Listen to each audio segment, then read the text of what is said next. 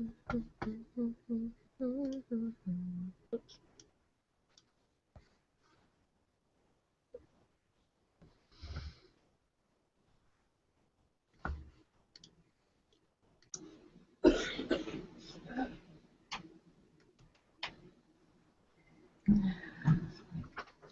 Comet Landing Day!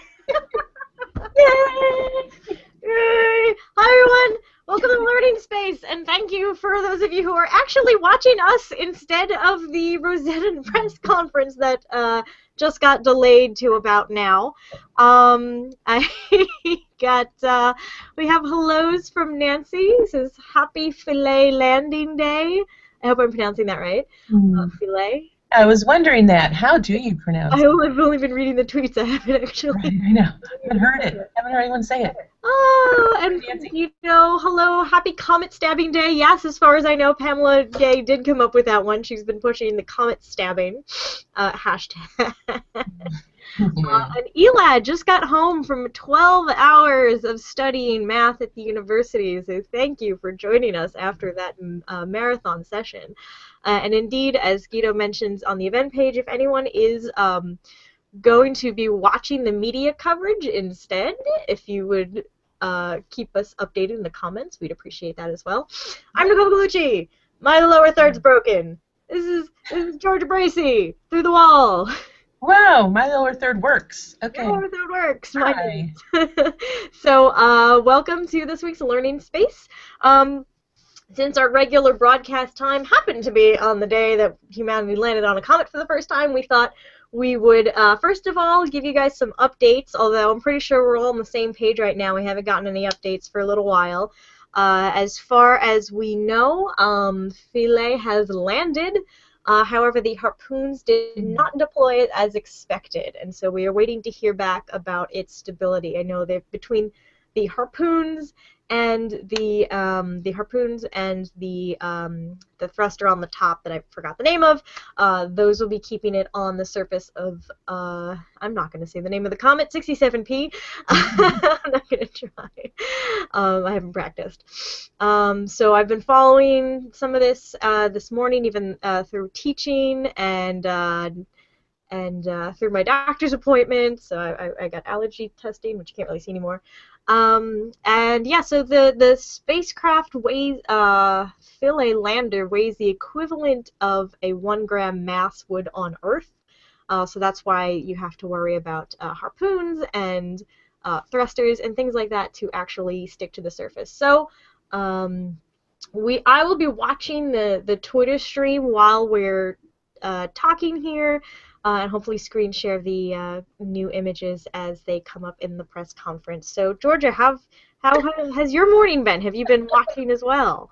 I wish I could have been. You look like you were in meetings all day. So that's not a good thing when you want to keep up with what's going on in the outside world. But still, that's why we have these wonderful little events and hangouts, and I have you right next door so I can yell over and say, hey, what's new? So, most of the day. So I am also looking forward to kind of catching up on all the news. Been looking a little bit here and there, looking a little on Google Plus and trying to catch up. And so I did see the thing about the harpoon not working quite as expected. Thought I saw something about, are there screws that are supposed to... There are also screws on the landing legs, which will help it grip to the surface. Yeah, and those I thought were okay, right? Sounded like they were okay, but I haven't seen an update on those in particular. Yeah, I thought a little bit. So I kind of hopped around trying to get a few things here and there, but I've not been able to devote any attention to it. Sure. Unfortunately, so I'll catch up. Yeah, so the Twitter, my Twitter feed's been full of it. Hashtag Comet Landing has been full of everybody's celebrations. I have particularly been paying attention to Emily Lakdawala's Twitter feed from the Planetary Society because she always has some of the best live spacecraft coverage out there. I believe she's on the BBC radio right now talking about the spacecraft and also watching the Twitter live stream while that's going on. Let's see. I just got sidetracked by my own brain. So we have a couple of activities for you guys to talk about, some about Rosetta. we've got some educational activities. I've put links to them in the Showcase app. I've also put a link to the webcomic XKCD because they have Randall Munro's been live reporting the entire landing through comics, and it's really cute.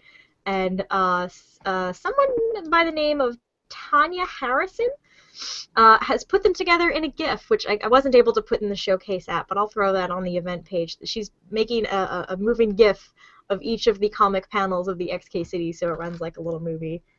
So I will put that up. In fact, I might even screen share that. Elad said, I'm looking at the other comment stream. Elad said, to be fair, I didn't catch a word my professor said during the last 2 hours because I was glued to my Twitter feed on the live updates. Don't feel bad. I was teaching for 2 hours and still managed to be glued to the Twitter feed. So they were doing it. It's an inquiry-based class. They do the activity, and I walk around and kind of check on their progress.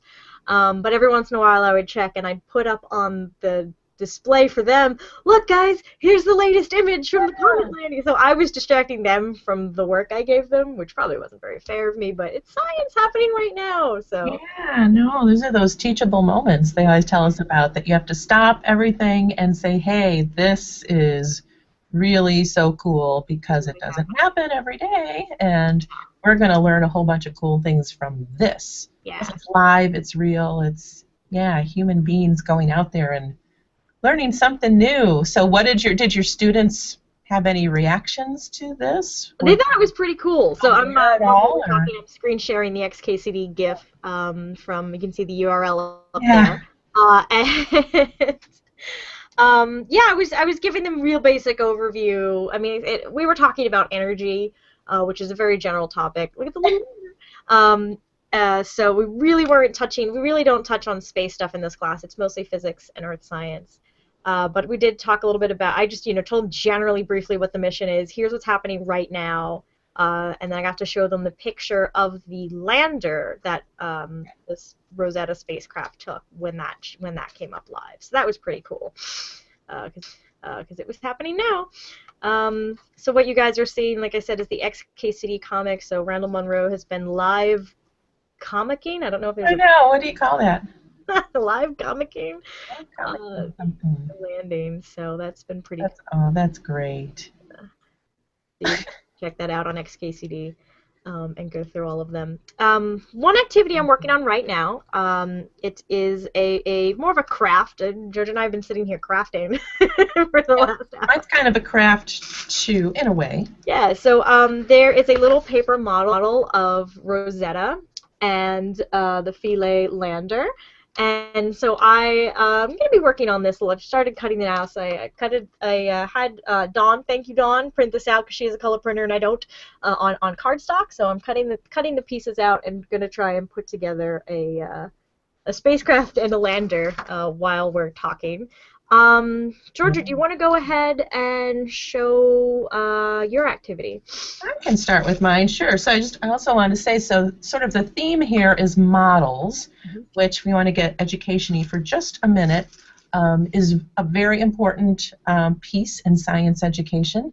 And the new science standards for the United States, the next-gen science standards, touch on this quite a bit. It's one of the scientific and engineering practices that students need to be familiar with and need to practice, and that is developing and using models. So we've all got different kinds of models. We actually walk around with models in our head. There's mental models of things. So the idea of modeling is actually pretty familiar, but we don't always talk about some key parts of models, and two of them we're going to talk about today a little bit, and one that students should know. One is that models have limitations. So no model is perfect. All models do some things well and other things not so well. And actually, kids have kind of fun picking apart models and saying, well, that's not right. That's not how that really works. And all models have that. So you kind of have to pick and choose what works for what you want to do with your model. So there's that part of modeling.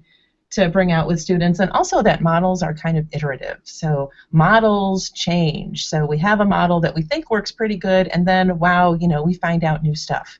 And so then we have to go back and say, well, we need to tweak this model a little bit. We need to make this change, and then, you know, there we go. We have a slightly modified model, which is even better.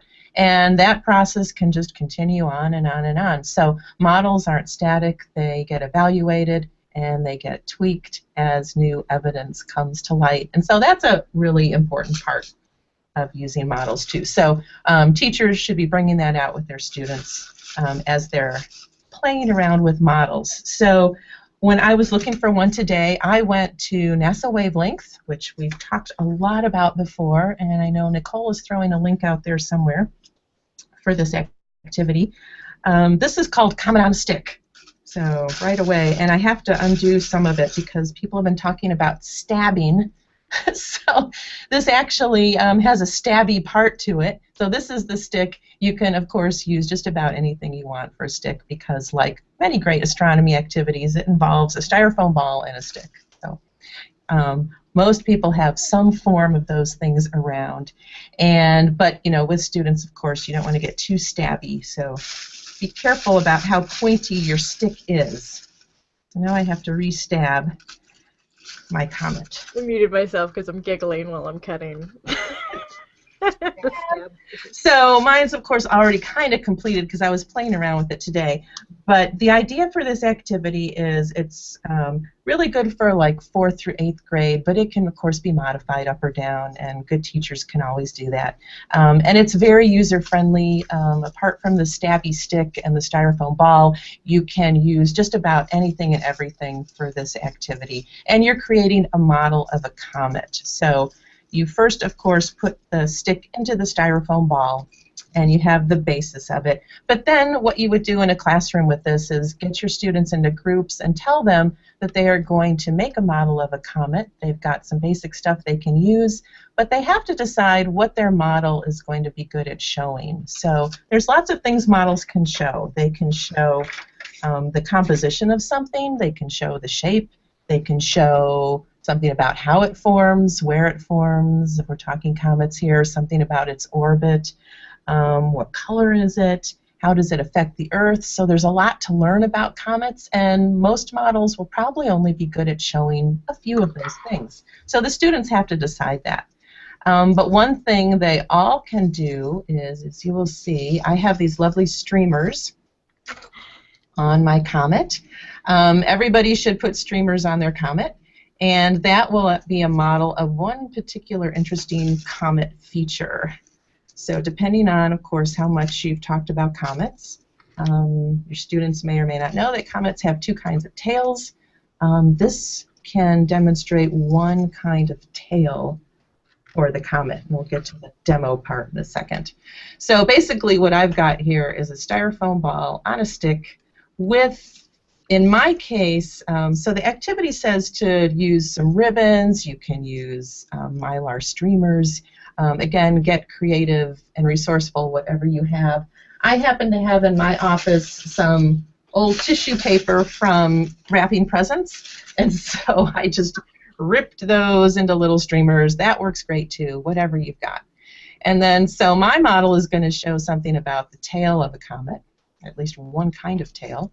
And then I also found in my drawer an old plastic bag, because I thought, you know, to show the shape of a comet, comets aren't round.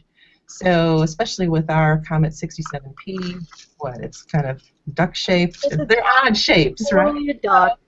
I crunched this particular plastic bag around my model and just taped it in so it came out as just any old weird shape that wasn't round.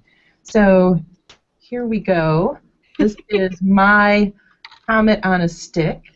There's all kinds of suggestions in the activity for other things you can use, basically whatever you've got around to give to the students, to give to your kids to play with this and make their model. So cotton balls, you can color it. Again, whatever you decide your model is going to be really good at showing and teaching about comets.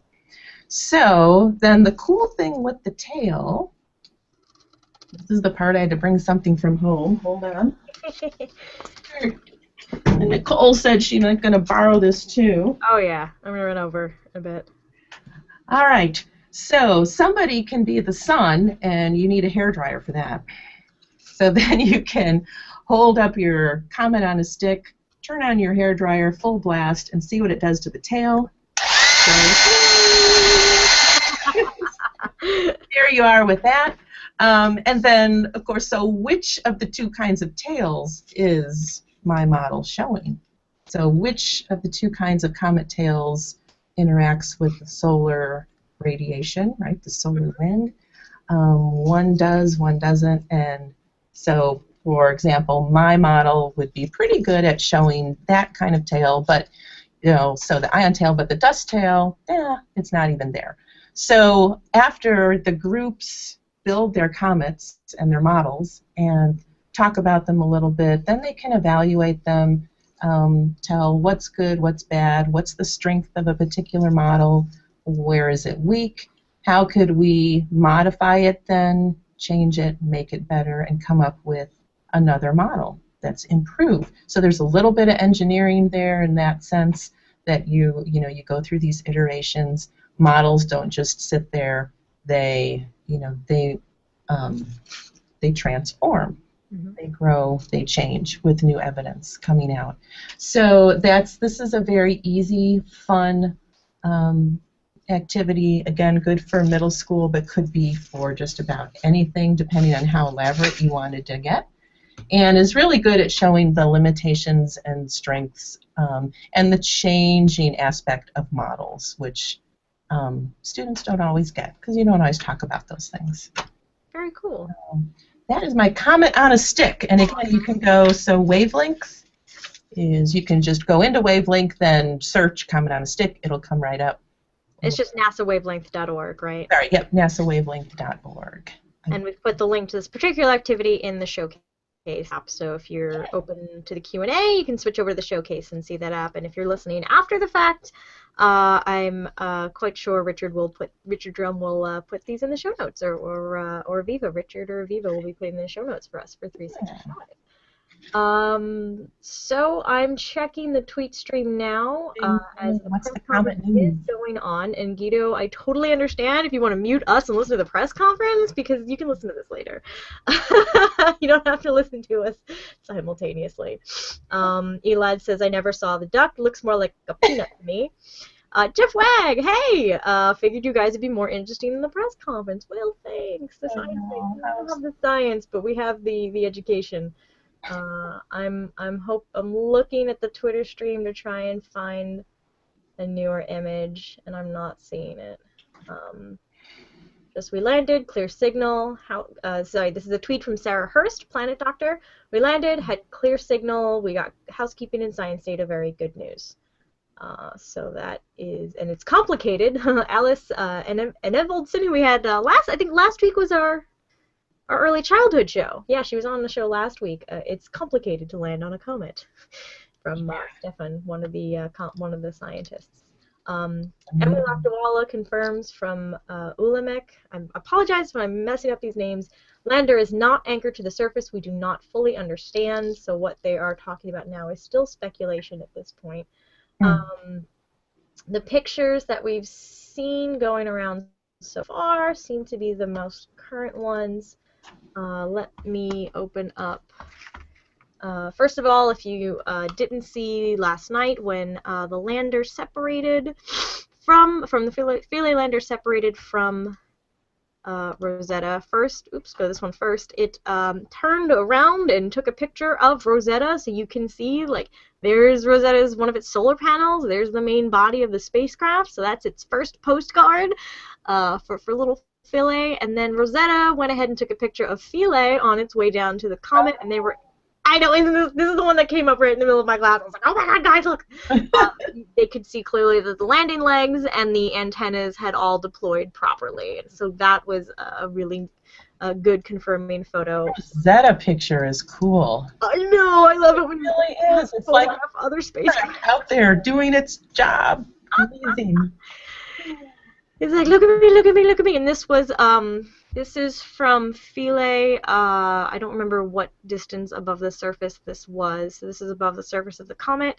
And then right before touchdown, this picture was going around Twitter, but the source we weren't entirely sure, but it looks like it's pretty sure this came from a screen capture of the live webcast, and that this came from the surface right before touchdown. So those are the pictures that are going around on Twitter right now, as far as I can see. Fantastic.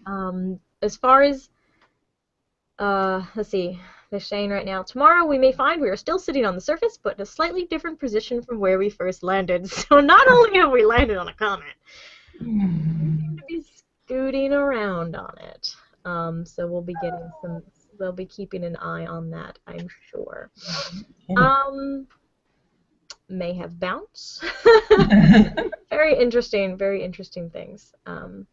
So while that's going on, I'm continuing to make my little. So this is not as much a useful model, more of a craft project. But it is a useful model. Wait, so first of all, where do you get that? That I got right off the ESA website. Okay. Again, the link is in the Showcase app, so check that out. I'm pretty sure I just Googled Rosetta paper model because I saw somebody tweet it earlier, and I didn't have the link from that tweet, so I just Googled Rosetta paper model, and it'll be on the ESA website. But I think it does give you an idea. So go ahead. No, so can you hold it up again? Well, so first of all, you can get the general shape of the spacecraft. And assuming that some of its components to scale, got some solar panels. This would be Rosetta. Oops. Yeah. And this would be Philae. So it's got the little guys. Sticking his tongue out. They have alternate faces too, so Rosetta could also have a really, really happy face, and Philae can have a like, oh my God, what's happening face. There's the camera and there's arms, so I'll probably end up finishing it after the show and tweet pictures of it. That's okay. And I would just say that, so this is a very engaging model, which I don't know if scientists, well, they do. I mean, in a sense, depending on what you're going to use your model for, if you're going to talk to the public and show a model, like a visualization, you want it to be engaging somehow. You want it to be beautiful, inspiring, capture the imagination, or you're just going to lose your audience and you won't be able to share the science. So when students, are learning, if you don't have them engaged, you're not going to be able to share the science either with them. So in a sense, maybe, in a traditional science kind of way, this is a silly thing that's not really a model, but really it is, because the beauty of this model is it's engaging, it's safe, it's, someone can create it themselves, it's kid friendly, so they can interact with it well. Easy materials to construct, right? It's got lots of good strengths that maybe you have to get in that teacher space to really appreciate, or parents. Yeah. So it has actually lots of really good strengths to it. So, and of course the weaknesses, are maybe there's some misrepresentation there. They really don't have faces, and other things, but you can see the relationship too, sort of that system of the main spacecraft and Philae. So it really is a great model. Again, you have to look at what are you using your model for, what do you want to teach with it, and who's the audience for the model. So, and you know what? The kids can all take this model home with them. Right. Which is also important. And I think actually they can share it with others. So it's really good. So let's see. Wait, I want to see more of it because I haven't done. I have to do this later. The anthropomorphizing of the spacecraft I love, and I saw some people tweeting about that earlier. Like, what's with all the because Rosetta and Philae, there are Twitter accounts of each craft that are tweeting in first person. And I think the first time we really saw that happen successfully was the Phoenix lander on Mars. Yeah, I was just thinking of that too. That was the one that I think really kicked that off. And so people got personal. I mean, we all know the spacecraft is not like sentient, right? We're not there yet. But it was really touching to, especially when it shut down. I mean, I'm pretty sure a few of us shed a tear because you feel a personal connection to something. No. And the graphics that they've put together for this mission are super adorable. And the tweeting has been really, really awesome. So I think anthropomorphizing is definitely a good thing for getting people engaged. And I'm going to break this little hand because this is frustrating. I apparently don't have fine enough motor skills to No. Yeah, spacecraft don't have hands, but that's okay. All right, I am going to go ahead and make my model of a comet, which you guys have probably seen before, especially if you watch the Weekly Space Hangout, as I did do this one for, what did I do this for? I did it for one of the Weekly Space Hangouts a while ago. So this is a physical analog of a comet. I'm going to make it in this bag here, and we can talk about the strengths and weaknesses as we go on. And I'm also just comet bouncing. We may have landed twice. I'm just checking the tweet stream. They're basically any of you who are actually watching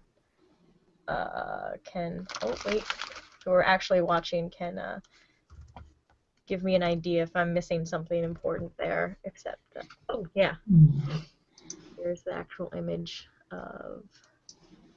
Hang on. Yeah, I was gonna try to set this one along. This is an image of the scientist looking at the surface, which is so freaking cool. Someone just kind of stood over their shoulder and took a picture.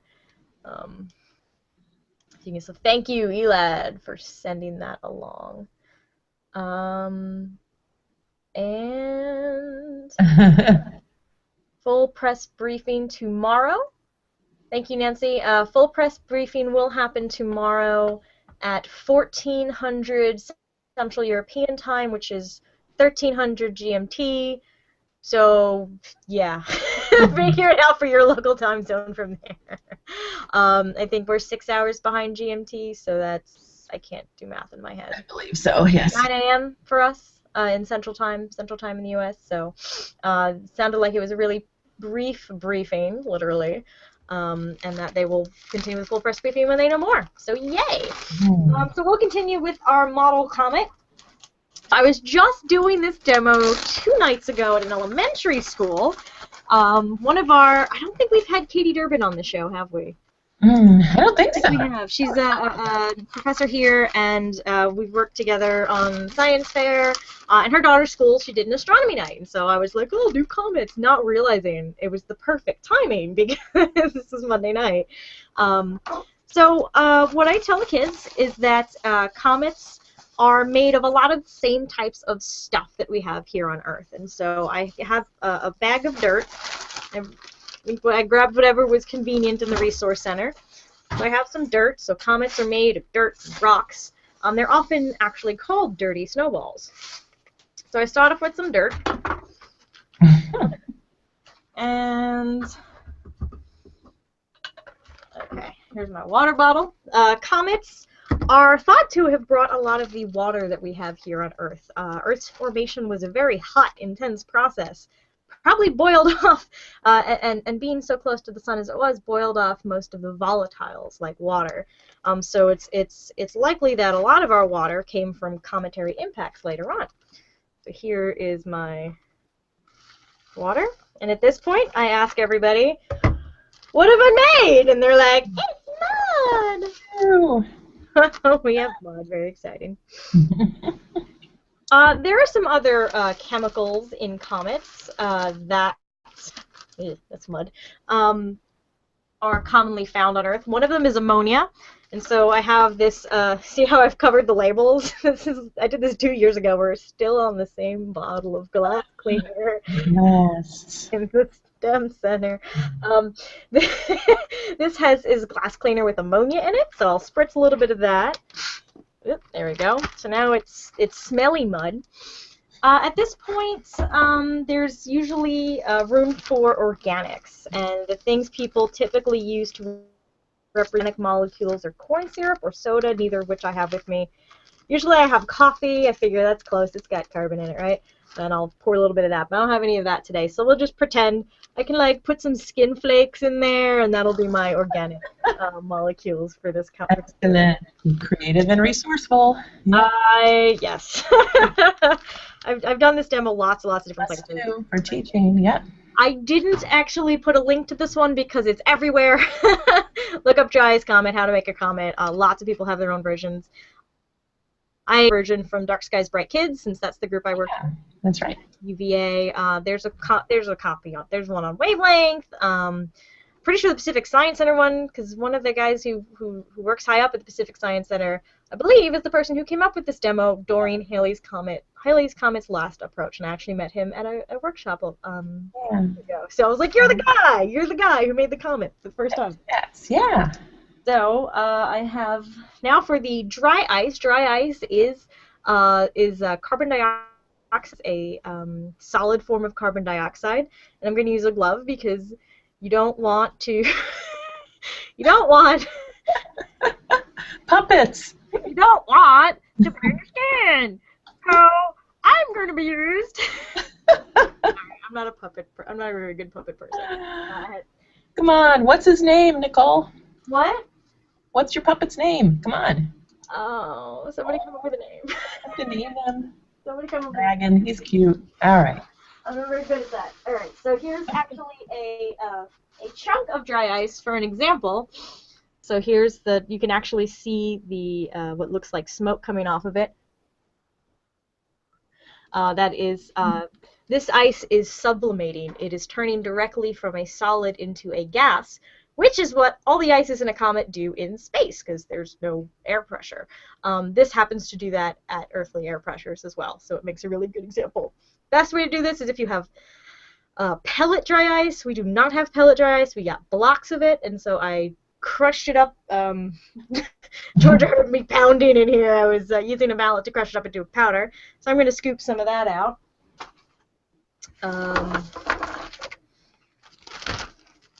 Let's see. Don't mind me. Georgia, keep talking. I was going to say, what's the best way to pound up dry ice? Mallet. But I learned that the TSA will confiscate your mallet. So don't fly with it. That's a good story. Yeah, lesson learned. But yeah, you do have to talk a little bit about safety with this demo. Or with this model, you should say. Hang on. But what it lacks in safeness, it makes up for totally in just awesome impressiveness.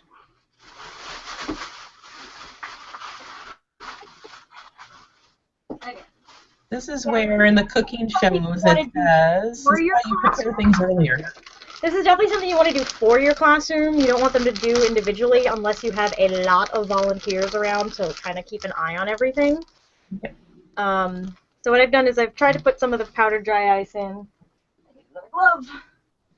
And since I don't have millions of years to wait around for it to solidify and come together due to electromagnetic attraction and gravitational attraction, hang on, I need more powder. The trick is to squish it. Maybe more. All right, you're learning all the tricks of the trade here. Ziploc bags. Ziploc bags, also an awesome thing. You've got so many good uses. Yes. And she's creating the comet inside a Ziploc bag. Of course, don't seal the bag unless you want it to explode all over the place. Another good tip. Good. So what I'm doing is I'm just squeezing it, putting pressure on it. You kind of have to experiment a bit to find the right ratio of dry ice to dirt and water. I think I don't have enough dry ice because I crushed it before broadcast, and a lot of it sublimated.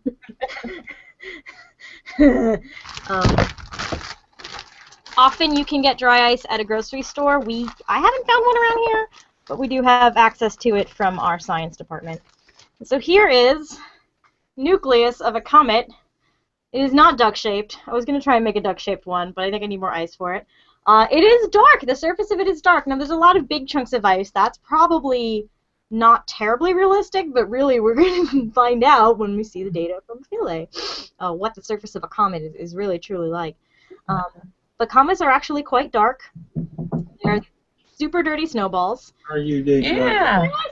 I'm kind of on the air, but go ahead. Hi, Dennis! Hey. Oh, this is Nicole. She's making a comet. You got to go see it live next door. We're making a comet for the internet. So, and what's happening is the little chunks of ice are actually sublimating out. What that carbon dioxide did is it froze the water and the ammonia and the other volatiles and is keeping this dirt ball together. This will eventually start to fall apart in my hand if I'm not careful. What it also does is actually whistling. I don't know if you can hear that. Yeah. That's cool. It's whistling. Would comets really whistle? You know what? We don't know. Probably not. I mean, we wouldn't hear it unless there's enough material for sound to propagate around it, which there might be in the coma. I'm not sure. It's also starting to get a shell of water ice because the water ice, the water vapor in the air around it is kind of freezing to it as well. So it'll start to build up this like frosty covering. So yeah, you want to do this as a demo for your classroom or your kids, or if there's a high helper to student ratio, you can have them do their own as long as they've all got gloves. We have like in DSBK we had a big plastic box of oven mitts that we would just take with us. And the ratio was maybe 3 to 1, so we could keep an eye on them when they had their dry ice in their little. Worry about goggles with. It is recommended to use goggles. As you see, I'm not wearing goggles. I think glasses. I'm wearing glasses. Glasses are good. Yeah. Yeah, glasses are okay. Yeah. So that's this model shows an awful lot about the components, the structure of a comet, and how it really looks, at least much more than my crafty model. And you get the little. You can talk about so much more, right, with this model. You can get little jets as well. Yeah, so it shows a little more about the processes going on. And so that's that material, that gas, that dust, that's going to form the coma, and it's going to form the tails as well. Well, I can see it as a much more active kind of thing than just a craft model. I'm going to bring it over, and we can use your blow dryer. Okay. BRB. Excellent. So here she comes. So, and even this model, even though there's so many things you can talk about with the dry ice, you can still keep it as simple and just show a few features if you want. Okay, so wait. I was doing something like that. Everything just fell off her desk. Oh, well, that's all right. All right.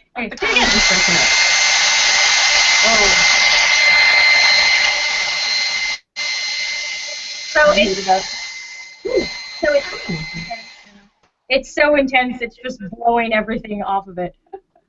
I was hoping we'd get more of a coma, but I didn't quite see that. You can see a little stuff going. It's definitely melting the water onto my glove. Low power. And not really happening. Not that exciting. When I pull it away, a lot of it comes off. I think it's pushing it away so fast. You don't even see it. Okay. I'm going to run back to my office now. My tissue paper streamers were much more effective that way. So note to self. Yeah. So all models have their limitations, and sometimes simple is good. Sometimes it's worth it to go get the dry ice because it really is a really cool demonstration. Absolutely. Yeah. Also, I like this glove in particular because it's thought that an asteroid or a comet was responsible for the demise of the dinosaurs. And this is the dinosaur's revenge. So that's a dinosaur. I thought it was I don't know, but I decided to call it a dinosaur. So I'm sorry, my paleontologist friends will yell at me. We have a link in the Q&A from Jeff. I wasn't going to bring that up, Jeff, but about what happens if you're not careful with dry ice. If you are curious to hear what happens if you're not careful with dry ice, you can read Jeff's story because I was there. You were there. And am partly responsible for the chaos that ensued. So thank you for that, Jeff. Okay, let me look over the comments. We have a hi from Tatiana. We have the color looks very similar. Of course, the pictures we get are probably grayscale, but that's probably about close to the color. I think mine's more brown because it's potting soil, whereas I think those are more gray. Michael Jobin wonders about seismic vibrations on a comet. Not sure. I know they talked some about magnetic field fluctuations, but don't know much else about that.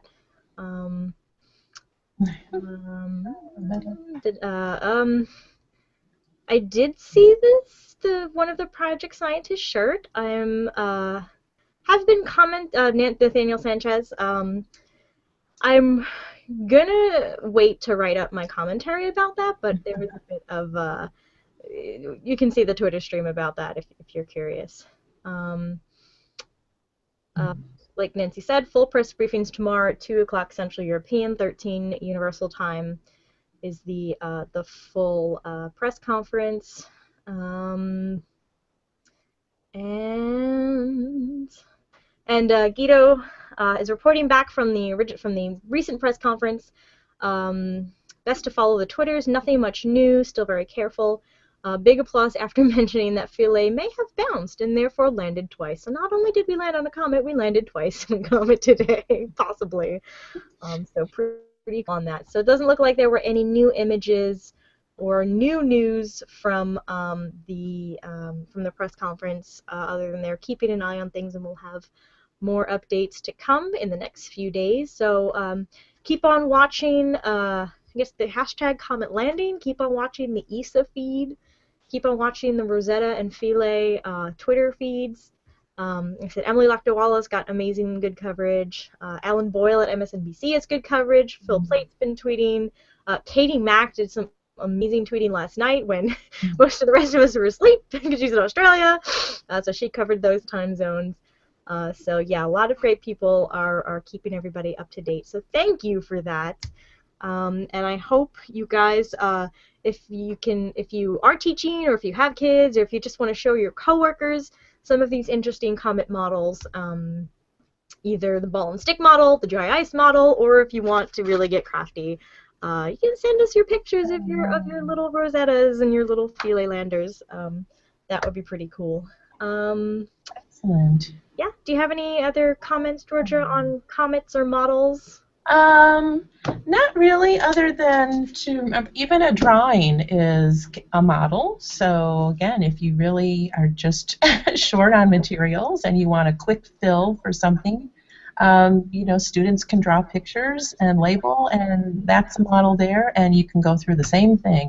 What's the strength, what's the weakness of the model, how can you make it better, what 3 things do you think your model is showing about whatever it's modeling, comet, whatever it might be. So it can be very simple, or it can be very more elaborate and impressive, like the dry ice. So whatever fits whatever you're doing.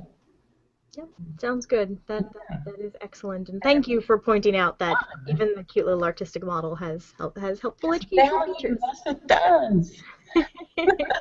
It amuses me, but I don't do enough. And it's amusing. Mm-hmm. Why not make it amusing? Does he have different faces too? Sorry. Yeah, there's the sticky tongue face, and then there's the ooh face. I haven't finished cutting out yet. No, my harpoon's not working. Oh, my harpoons are not working. All right, I think I'm gonna clean the dirt and dry ice off my desk and get on with my day. Thank you guys again for joining us, even while the ESA press conference is going on. Go out there and find out more about comets. Hope you learned a bit more about comets, a little more about models in the educational process, and yeah, ways that you can follow the Rosetta mission as it keeps going. Yeah, I think that's all we have. And what is next week's show? Do you want to recite the litany of upcoming the litany of shows. So Friday at noon Pacific will be the weekly Space Hangout. Fraser Cain's hosting that. I'm going to try and be on again this week. Last week I squeed with joy over the ALMA image of planets forming, but we will be recapping the space news from this week, which I'm sure will heavily feature the Rosetta results. There was dancing last week, wasn't there? There's a gif of me dancing on the internet. Thanks, Richard. And then Monday is Astronomy Cast. I don't know yet what their show topic will be, but CosmoQuest News tonight, and I'll probably have that in there if that's up. So Astronomy Cast happens also at noon Pacific on Monday, and then back around to Wednesday, Learning Space. We'll be talking with Sarah Mitchell about family science activities at NASA. They've done some really cool family science activities. Family science doesn't just mean kids, it means kids and parents working together, kids and caretakers working together Awesome. to learn some new science. So we'll be talking with her about that program and where that's going next week. So pretty cool. A lot happening. We have comet updates next week too. We'll probably have more comet updates. We'll update you guys. Why not? Of course. Or you can update us if we miss things. All right, so thank you guys for watching, and we'll see you next week. Yeah, this was fun. Thanks, Nicole. Thanks, everybody. Thanks, Georgia. Bye. Bye.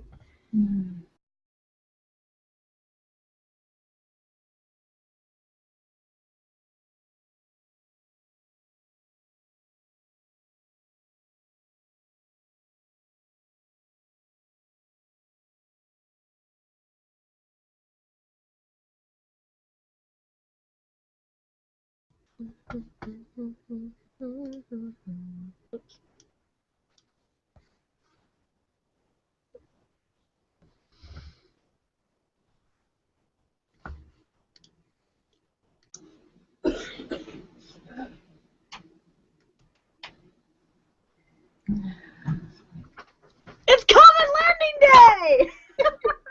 Yay! Yay! Hi, everyone. Welcome to Learning Space, and thank you for those of you who are actually watching us instead of the Rosetta press conference that just got delayed to about now. I got we have hellos from Nancy. It says Happy Philae Landing Day. I hope I'm pronouncing that right. Philae. I was wondering that. How do you pronounce it? I've only been reading the tweets. I haven't actually. Right, I know. I haven't heard it. I haven't heard anyone say it. Oh, and hello, happy comet stabbing day. Yes, as far as I know, Pamela Gay did come up with that one. She's been pushing the comet stabbing hashtag. And Elad just got home from 12 hours of studying math at the university, so thank you for joining us after that marathon session. And indeed, as Guido mentions on the event page, if anyone is going to be watching the media coverage instead, if you would keep us updated in the comments, we'd appreciate that as well. I'm Nicole Gugliucci. My lower third's broken. This is Georgia Bracey through the wall. Wow, my lower third works. Okay. My lower third works. Hi.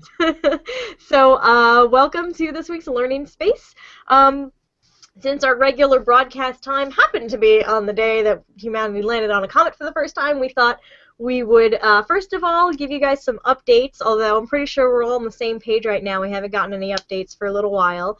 As far as we know, Philae has landed. However, the harpoons did not deploy as expected, and so we are waiting to hear back about its stability. I know that between the harpoons and the thruster on the top that I forgot the name of, those will be keeping it on the surface of I'm not going to say the name of the comet, 67P.